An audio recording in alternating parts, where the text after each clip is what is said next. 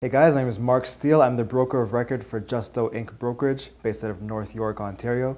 And today we're talking about should you rent or buy your first home? Now, there are a few things to consider when making that decision, and it's different for everyone.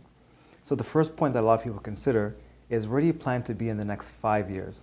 Now, for someone who's looking to move around or change jobs every now and then, or maybe travel for the next few years, renting might be the best option to not tie you down to one property.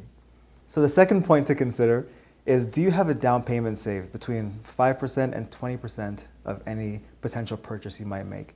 And if you have that much of a lump sum saved already, it could be perfect for purchasing a home. Whereas if you have a couple $1,000s here, a couple thousand there, and nothing really steady, renting is going to be the best option for you.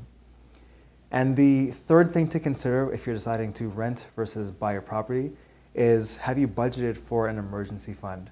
Now, of course, with any type of home ownership, you're going to have emergencies. Maybe the roof needs to be repaired. Maybe there's a leak in the property.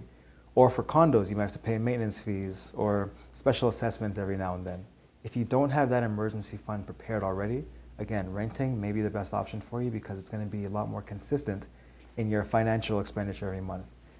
So consider those 3 points when deciding whether to rent or buy. And if you have any questions, please feel free to let me know. Again, I'm Mark Steele, broker of record for Justo Inc. Brokerage. And keep in mind that when you purchase your home with Justo, we do give you 50% cash back as a rebate for buying with us.